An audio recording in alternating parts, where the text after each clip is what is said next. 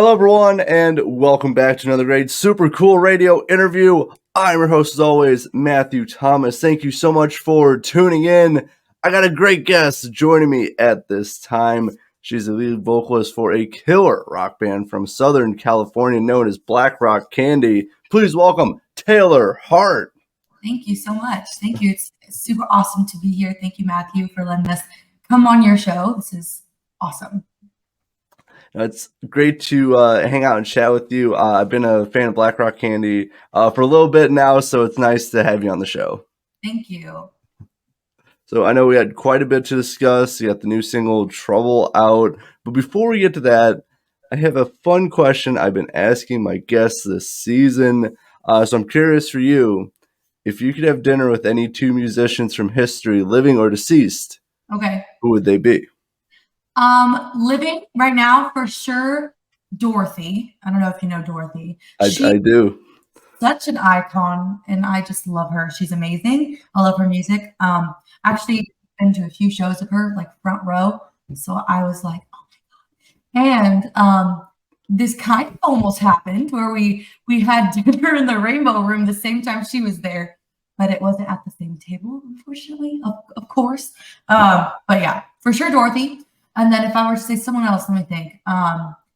Probably Ann Wilson, because I really look up to Hart and her specifically, her vocals, amazing. And I don't know if you've noticed, but my name, Taylor Hart, very inspired by Hart. And my parents, I don't know if you are aware, but my sister is in my band.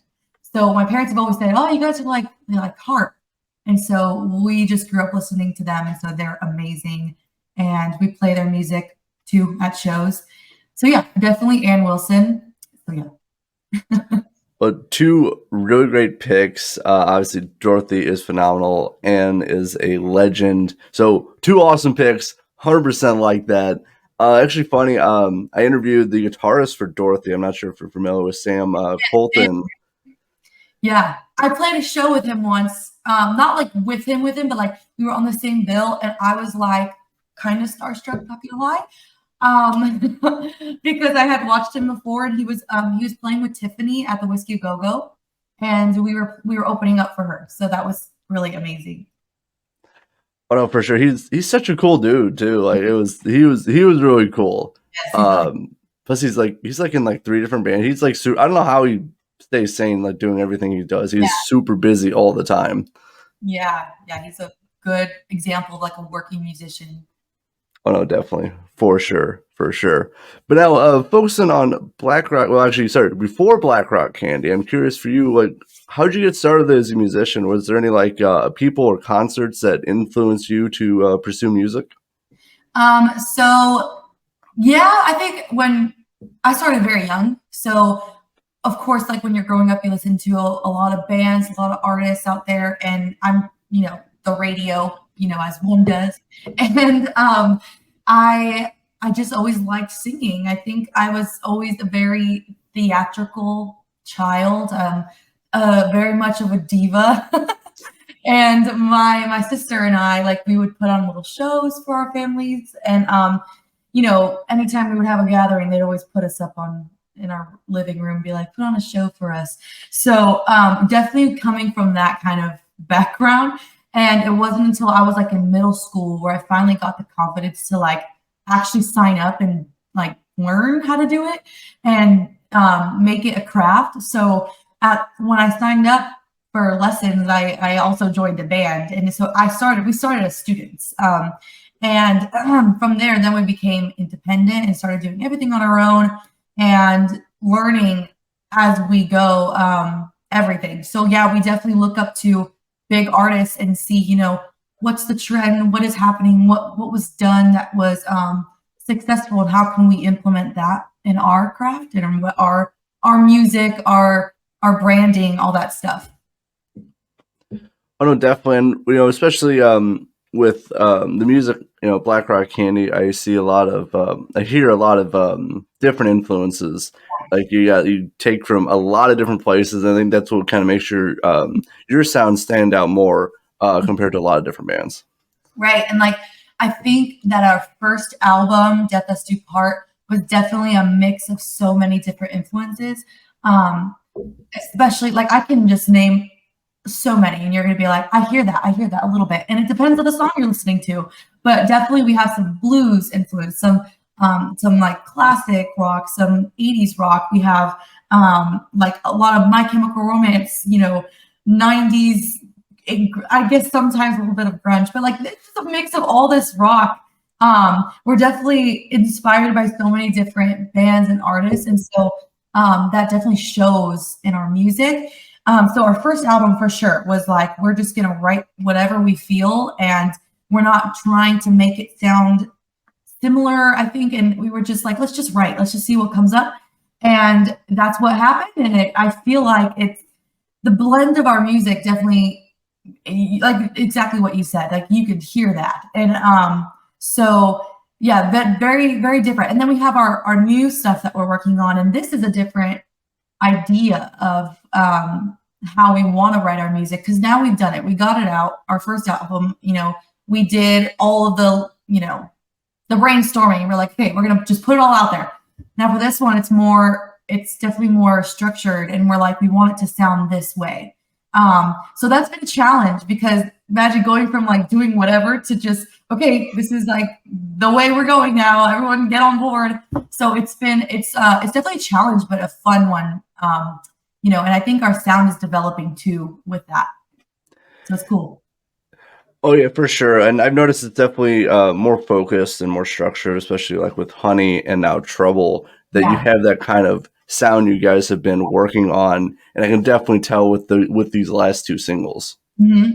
Yeah, for sure. And in fact, when we were first writing, because I don't play guitar, and I play a little bit of drums, but it's hard for me sometimes as a vocalist to always hear exactly what the guitarist is hearing. So when my sister and our producer were coming up with like music ideas, riffs, I couldn't tell them apart, because I was like, wait, which one's which? Like, hold on. So I started just naming them, because I was having a hard time remembering. And so it actually kind of shows you, like, even like from my standpoint, I was a little bit like, okay, how do we define these to make them different? Because they sound so like similar, So that was cool too, to like explore that and like how to make them unique on their own. It is different, because obviously your sister's coming from just purely a guitarist point of view. Yeah. And then you're coming more like, even though you are familiar with guitar, it's it's still a different perspective, because you're not playing it the whole time, or as your main instrument, you are the vocalist and songwriter. But it is different how each musician sees, like, just different pieces and elements. Yep, everyone hears everything differently, and so trying to make that all come together can be like, just, I guess, understanding, communicating, and then like just trying to hear what they hear and just go with it, and then eventually somehow it just all comes together. I don't understand the magic behind it. It happens. I'm like, okay, we're here now. Well, that's kind of the magic of it, is it does pull together, it does come together to make the song, even though you might not see exactly where the direction is, but you do eventually find it at some point. Yeah, and sometimes, like, it doesn't even have to be the music. It could be like lyrics. We're like, okay, I have an idea. Okay, let's run with it. All right, sounds good. So Honey actually took like a month to write, and then Trouble took like 2 days. So that just shows you the difference of like how songs, they're just so unpredictable sometimes, and the feeling behind them, it's a little hard to just know right out the gate. And some songs you do just know right out the gate, and some songs take a little bit more time. So finding that balance is a little rough. Luckily, we don't have like a label being like, okay, you have to have it this deadline, So that's a little nice, because we can take our time with it, Oh no, definitely, for sure. You guys can, you have more leeway with the stuff. You can be, more creative with the stuff, and you don't have someone telling, hey, you got to do this, you got to do this, you got to sound like this, you got to be like this. You can be, completely independent and creative. Exactly. So, but I am curious, before we start talking about Trouble, because I do got some questions about that. So, like, for you, like, being a songwriter, and you said, like, Honey took a month, but like Trouble took, just a few days. Mhm. Like when you feel like you get stuck, like writing, like what do you do, like either for inspiration or like, you know, to unblock like writer's block, like what do you do? So it's kind of difficult to just give this like a one answer response, but what helped me at least for Honey is just like trying to go through it and then taking a step back and giving myself a chance to like sit with it. And then using real experiences and real emotions. Because I think, especially because this is our second project, we're going in with the headspace of like, okay, this is what we want. This is what we want to sound like. All right, how do we do that? And so it's like trying to, you put all your energy into this first one, or not all your energy, but you know, you put out all of this, your emotions, your feelings from this one part of your life in that. And then so having to do that again is a little intimidating because I'm like, I want it to sound just as great. I want it to top the next one. I always want it to top because I'm a bit of a perfectionist. So that's difficult, you know? And so it's not an easy answer, but I definitely try to just go based off, and I'm talking just lyrics and melodies. I try to just go based off the feeling overall. Like what is the real feeling? And sometimes that changes. So like Trouble at first was like a love song. And I was like, I don't feel that. Like, I'm not feeling it anymore. So we changed it and now it's like a breakup song. You know, it just, whatever kind of goes that day, you know, it's kind of crazy, but Yeah, but like also it's like just like matching like the vibe of like, you know, how you're feeling. Like, you know, you weren't feeling the love song, so it's like, hey, now it's a breakup song. You know, you gotta kind of feel it out and you know, just figure out like what you're trying to say and what emotions you want to express with it as well. exactly. It's almost like a diary, I think. I even was at the time, the reason like Trouble even came about, I was going through a really annoying time. Annoying would be a great word for it. And just like I was like telling my family and, you know, and my friends what was going on, and eventually you're like a broken record, and I'm like, my boyfriend, he's like, I don't want to hear it. He's like, and so I was like, me being a girl who like, you know, likes to vent a lot and, you know, do that stuff. He's like, I don't want to hear it. I'm like, you know what? I'm just gonna write it in a song then. Like, so you'll hear it all the time. And I was like, and I'll get my energy out that way so you don't have to keep hearing me talk about this. So that's what I did. I almost treated it like a diary. And I think that helped me a lot too. You know, just give it all away to that. Oh, definitely. You have to express, you know, just all the emotions you're feeling, and you know, you could just write it out, and you know, it doesn't have to be structured yet, but at least you have the ideas for it. So no, that's actually really good. I do have a follow-up. Do you ever get like inspiration at like the weirdest time? Like I would always get like questions for interviews. I would always think of it like 2 a.m. Mhm. Do you ever have like some of those moments? Sometimes, but I don't remember them because like I definitely feel you. And sometimes I'll write it down, but then a lot of times like I'm like, oh, I forgot about that one. And then yeah, even my sister too, she does the same thing. She'll like, oh, remember when we had that one thing and we should go back to that idea. I'm like, yeah. And then we never do. So yeah, we definitely have those moments too, where it just comes up, and sometimes we roll with it. But I feel like it has to be it's a little, well, for me and my sister, it's a little easier because we live together. But you know, the bands usually we schedule sessions where we can actually sit down and write together, so everyone's involved. So whatever we bring to the table is what we bring to the table, and we'll just throw out ideas like exactly like what you said, and hopefully something comes from it. So I don't think this last one though we've had something like that, like anything spontaneous. I would say it was more of a feeling thing. Yeah. No, I got you. I was just curious because, like, I know, like, I'll get ideas for stuff, and it's like, man, I want to go to bed, but I also want to express these ideas because I'm probably gonna forget by the morning. So I always like, all right, I guess I gotta stay up for a little bit and write everything I'm feeling. But So I do the same thing. I write it on my like notes and stuff, but sometimes they don't make anything. It's just like, but it helps to get it out there. It's something. yeah, exactly. Sometimes I look back at my notes and I was like, that doesn't even make sense. But hey, it is what it is. Yeah. What was I thinking?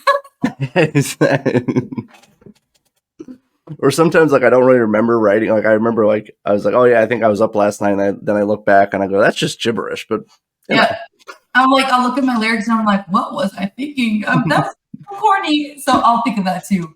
My sister and I laughed this day because again, remember what I said about Trouble being a love song? Like, I can't believe we wrote that. Like, that's so funny. So it's just crazy. It definitely is. But I do want to talk about the new single Trouble. It's been recently released at the time of recording of this interview. So for anyone who hasn't checked out Trouble yet, like what can they expect like musically and lyrically? I know you touched on a little bit. So I feel like when Trouble is very much like an energetic, almost like get your rage out kind of song. The melodies are very catchy and you can just sing along. And I just want anyone who's listening to feel like they can just like be like, yeah, like Trouble, you know what I mean? Like kind of get their fist up, almost like an anthem.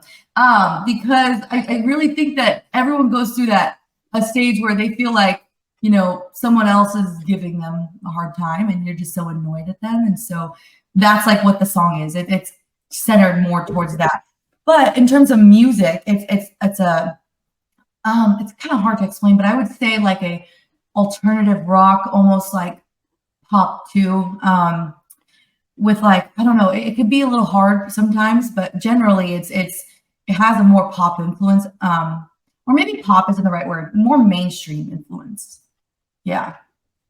Yeah, it's definitely it's very catchy. That's what I noticed like right away. It's high energy. I was digging it just like for the first playthrough, probably halfway through. I was like, sounds awesome. Again, as I said, I've been following you guys for a little bit, so like I kind of knew what to sort of expect with it. But I was like, it sounds amazing and it's super catchy, and I was just really enjoyed it. Thank you. I'm so happy. I want everyone to like feel like they don't even need to like rock to listen to it, because everyone's gone through that feeling, So everyone knows what it's like, what it feels like to be angry. And I think that's like the sole purpose of writing any of the music, is to just grasp on that and be like, I get you, I feel you, Oh yeah, no, definitely. It's very universal for that kind of feeling, and I think it definitely resonates with probably almost everyone who listens to it. Right, and I'm glad that you said that, because that was definitely one of my goals, at least as the songwriter, lyrically. Yeah, just universal. I was like, everyone feels like this, Definitely. At some point, not all the time. No, well, hopefully not. But no. Maybe it'll be help, But no, definitely everyone has at least felt that emotion at some point in their life, or for a period of time in their life. Mm-hmm. So no, it definitely resonates with, I would assume, almost everyone who does listen to it. But I'm curious. So obviously it's just been released here in September. Were you playing it live before the release date? Like, was it like before it was recorded, you were performing live? Yeah, we do that with most of our songs. Simply because we want to make sure we're getting a good feel before we actually get in the studio and record it, so that we know, okay, we like this just like this, and it seems like the crowd likes it too. So we played it on tour, and we pretty much have been playing it since we wrote it. And we wrote it back in February, actually. So it's been in the works for a while, and it actually was a little bit different when we first started playing it live, and then when we got into studio, it always sounds different live than in studio. So we actually changed a few things. And the biggest change was that chorus. We call it like a second chorus, because you have that catchy part, and then there's like a second chorus and it goes a little lower. And that part was totally different before. So it's kind of cool to like see the evolution of it. And so, yeah, we definitely feel like playing it live before we actually either jump into studio or release it gives us a good sense of what the audience is gonna think about it, and also what how we can like shape it into what it needs to be. So yeah. Oh, definitely get the that kind of instant feedback from the crowd. You can see if they're digging it or not into it, and you can kind of feel out the song better, like with everything. So I was curious about that. Yeah, and it also helps us to kind of navigate like what songs we want to do first, like what songs we want to release first. depending on how the crowd reacts. And so that definitely came into play with, okay, are we going to release Honey first, or are we going to release Trouble first? So yeah, that's how we did that. All right, right there, yeah, and that does make a lot of sense. If people are digging it live, they're obviously going to enjoy, the studio release as well. So that's actually a good test to do, for songs. Yeah, the thing is, it might be a little difficult doing that later, because if we want to keep it more secret, hidden, I don't know. For now, it's been fine. Yeah, I mean, so far, maybe just surprise someone with a new song that they've never heard before. That'd be cool too. That last. All right, so I have one more thing I do want to talk about songwriting. I do want to cover the live show aspect a little bit as well. So I'm curious for you, obviously, writing and recording a song, how do you know, when it's complete? Is that just a feeling you have? Is it, the other people tell you, how do you know? I think it is a feeling. Just being so confident about it, and being, I don't know, just assured that it sounds like how you envisioned it. For me, it's always okay, I finished verse, chorus, done. No, I'm kidding. But I'm pretty much I finished the chunk of it. I feel better now. And then sometimes, I guess again, playing it live, and sometimes in studio. I think studio really solidifies it. Actually, now that I think about it. Because that's it. You did it. You recorded it. You can go back and edit it for sure. But once you send it off to that guy that mixes it, that's it, guys. And that's how you gotta play it live too. So, yeah, for sure. And actually, even now, I feel like I could definitely go back and re-record some of our first album. I know it's not that long ago, but I definitely am oh, I think we could fix that a little bit. And I think it's just because, as musicians, we're always constantly changing and growing. So me, like I said, I'm a perfectionist. I'm I think I could fix that, make that better. So yeah, I guess in that sense, it's never really finished, but yeah. No, I got you. Yeah, it's they're definitely. I don't think there's any really right formula or answer for it, because it really just depends. Just how you're feeling. And, obviously you're talking about going back to even just some previous material.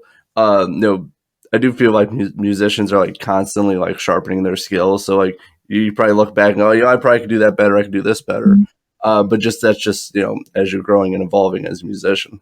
Right. And sometimes I don't even know if you probably have picked up on this, but a lot of artists will alter their songs just a little bit during live performances.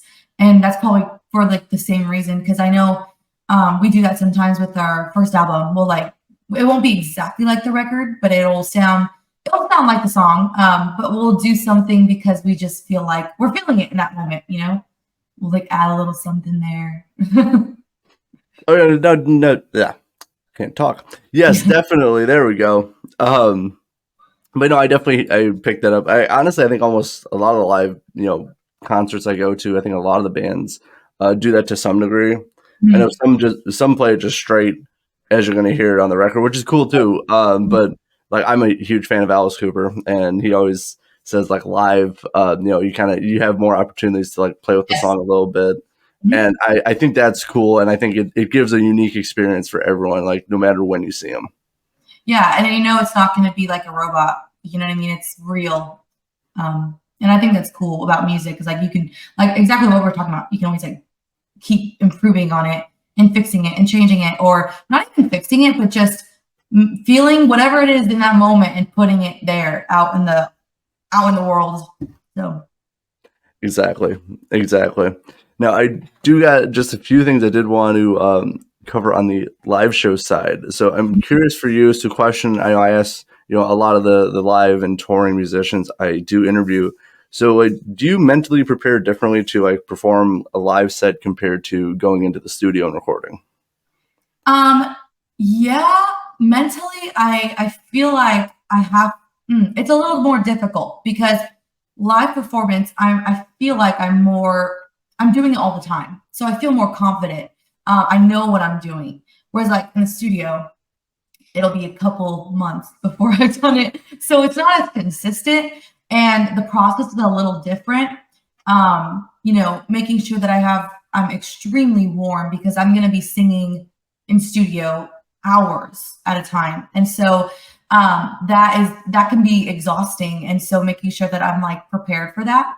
And then also when it comes to studio time, it's way more emotionally like just there's more happening and with emotions because, and I was explaining this to someone else a couple of days ago that like when you do the takes in studio, they're not watching you, they're only listening. And so you got to make sure that they are hearing what you feel. And so that's hard to always just like turn it on.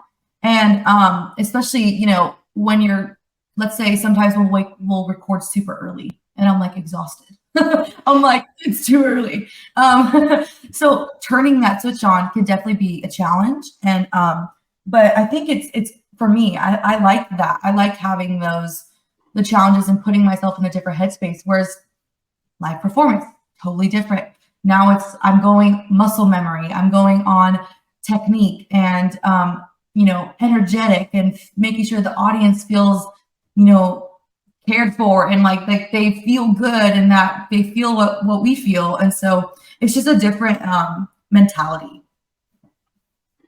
Oh, definitely, because it's very different. Like obviously you're doing similar things of like, playing a song or, recording a song, but it's very different. It I think the live crowd is definitely a huge, factor and element with that because it is like, it's the energy between the crowd and the performer and stuff. So I think it is very different for everything. As you have to prepare differently for, obviously you're going to be in front of people, you're performing compared to I'm in a studio. Right. And I'm, talking maybe not about singing, but I know guitar wise, they have a little bit more leniency, like not like they have to, when it comes to studio recording, they have a little bit more leniency to mess up. Right. And they can just retake it, do it over and over and over again until they get just the take that they want.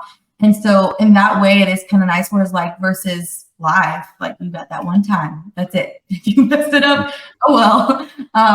And so same thing with drums. Our drummer's actually really good at doing studio time really quickly. He can do it within a couple takes and that's it. Whereas like I feel like a lot of drummers, they'll need a couple hours to really get the best one, but our drummer is like a machine. He can just like, he's so good with his timing and I don't know how he does it. I'm like shocked sometimes.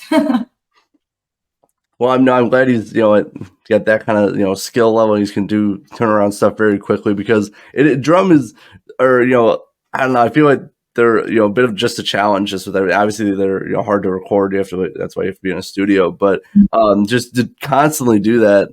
And like, you're working like your whole body to do it. Like I'm always amazed when I see like, super talented drummer and stuff. It always looks cool. Yeah. And it's physically very like, you're putting all this energy into that. So it's exhausting, but, he does it. I don't even know how he does it. Honestly. I'm like every time how to do that. Well, I'm glad, obviously, he's with you guys in the band and, he's just, just the level that he's at and stuff. And, definitely shows like in just like the live music, but also, in the studio stuff too. It just, he's very good at what he does. Yeah. He's very good. All right. So I do got one more thing. Then we wrapping this up. Then we'll be talking about like the future plans for Black Rock Candy, but real quick, I know you guys have toured a lot of the like Southwestern United States. So I'm curious for you, like what have been like some of the coolest or most unique venues you've performed at?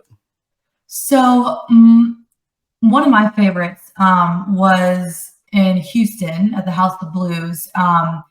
Because we have a House of Blues here in Anaheim and we've been to that one. We've played at the Parish Room, I think it's what's called Parish Room and the Foundation Room. And this time we played at Foundation Room at House of Blues. And it was totally different than Anaheim. It was extremely packed. And I was like I was not expecting that. And so that was just so cool. Like we had a great audience and the vibes. Oh my God, it's so cool in there.